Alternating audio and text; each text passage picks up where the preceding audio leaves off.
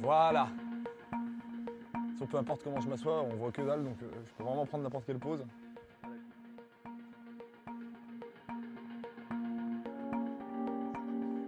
Zemmour, il commence à me titiller un peu.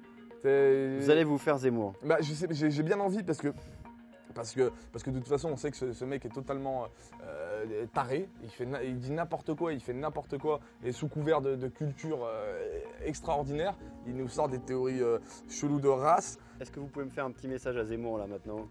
Zemmour, viens au quartier, traîne avec nous, viens avec des Arabes, des étrangers, traîne avec eux, vis avec eux, et puis tu verras que tu auras moins peur et que tu diras moins de conneries. Quand on lui dit ouais mais moi je viens d'un quartier, etc., il sort ce fameux truc, comme Nadine Morano, comme certains politiques aussi, ils sortent oui mais moi aussi j'ai grandi dans un quartier, mon pote, les blousons noirs de 1977, c'est pas les quartiers de maintenant.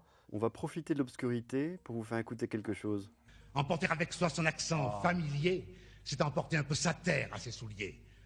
Lorsque loin de chez soi, le cœur gros, on s'enfuit, l'accent. Mais c'est un peu le pays qui vous suit. C'est magnifique. Fernandel. Nice. J'adore ce mec. Ce passage-là, il est vraiment touchant. Ça me parle totalement.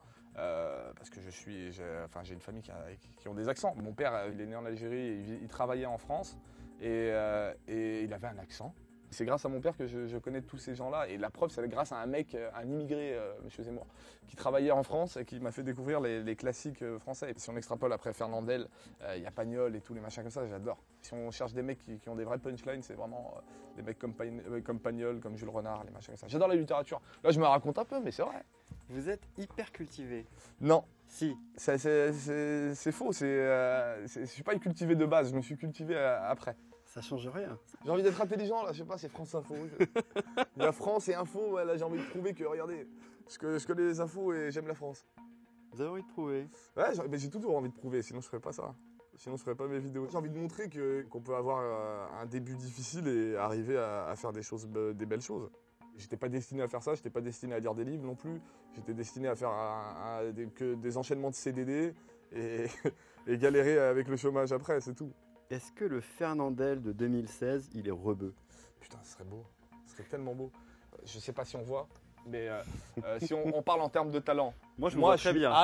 Je suis un peu plus haut, hein, normal. Et Fernandel, il est là. Donc il y a encore il y a encore du travail. Ce mec a beaucoup trop de talent. Et en plus, avant, c'était des chansonniers. Nous, il n'y a plus de chansonniers. On peut plus arriver dans un cabaret et faire « Attends, pousse-toi, passe-moi le micro, c'est parti. Félicie aussi. »